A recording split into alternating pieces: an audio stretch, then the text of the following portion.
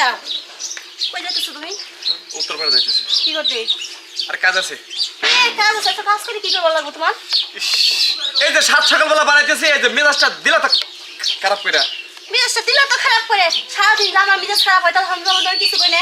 শোনো, চিল্লায় না, ও যে আলম চাচা আসা আরে, ঠিক আছে কি? আসলে একটু ম্যানেজ টেন্স করো। এর লেগে তোমার লাগে সিলাই দিছি আমি।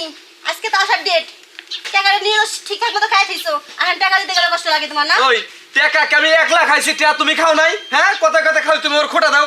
আমি তোমার কইছিলাম টাকা আনতে, তুমি তো টাকা নিয়ে এসে সুদে করে। শোনো, ওই সুদে ঠেয়া না আনলি এই যে ভালো ভালো শাড়ি, এই যে বাঙ্গা ঘরে থেকে ভালো শাড়ি পরে আসতো না, বুঝো নাই? কাজ কাম কিছু করবে না, ঘুরে ঘুরে খাইবার না, সে তো শুধু শুধু টাকা আনবে। ওই খচ্চনি, আমি টাহার বনি চাইতাছি, ঠিক আছে কি?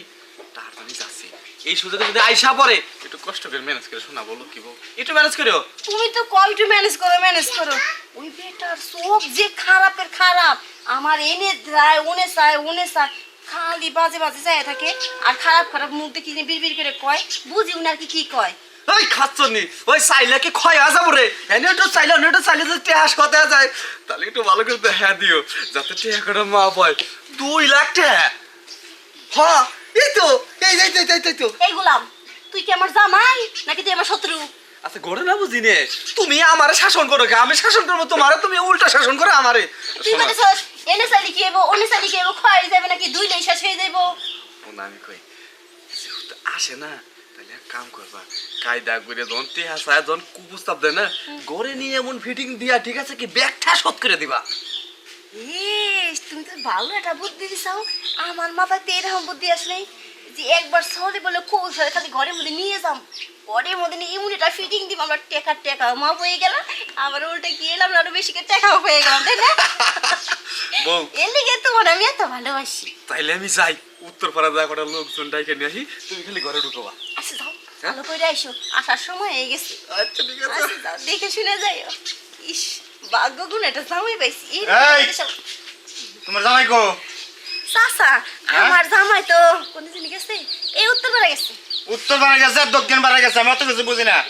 আমার কাছে যে টিয়া নিছে 50,000। আচ্ছা, কয় মাস হয়েছে মনে আছে কি? খাইছো তো, আর সুন্দর সুন্দর কাপড় চুপড় সাইজে আছো, আর আমার টেকা দেওয়া লাগবো না। টাকা দিব আমি, কি বানা করছিলাম যে আমি টাকা টুকে দিম না? তা দেও। টাকা তো দিমই, তা এমন করেন কত টাকা জানি পাইবেন? টাকা তো 50,000 পাবো। তাই নাকি? ওরে চাচা, আপনি দিয়েছি উল্টো সবই পাই হয়ে গেছে। কত টাকা জানি পাইবেন? টিয়া তো 50,000 পাবো, কিন্তু তোমার দিক তাকাইলে আর 50 টাকাও চাইবার ইচ্ছা করে না আমার। তাই নাকি? তা আপনি সবসময় টাকাই থাকবেন আমার দিকে, তাই আর টাকা চাওয়া লাগবো না। না। ও বুঝছি, আসলে কাপড়টা তো মানে না, বুঝছেন, কোন সময় টাস টাস করে পড়ে যায়, পড়ুক। বুঝি না তো। বললি তো ভালো দেখা যায় তোমারে। তাই নাকি? ও, পড়লে ভালো দেখেন। টিয়া কি দিবা নাকি? ঠিক আছে দিমই, তাহলে নয়নটা ঘরে যাই। দাদা, হ্যাঁ, উপরে যখন যে জিনিসটা দেখছেন, নিচে আরো সুন্দর। হ্যাঁ, কি দেখেন? তোমার জামাই কি আছে আশেপাশে? আরে না, জামাই তো কোনো জায়গায় নেই, আপনি জান আমি আসতেছি। যান যান। এই বেটা, তুই আসিস বলেই তোরে কামাই কামাই খাইতাছি, আর তুই যদি না থাকতি তাহলে এই রূপ জীবন দিয়ে কিছুই করা পারতাম না, বুঝছিস? কিছু তুইও থাক, দেখ আমি বেটা দেখেন কি করি।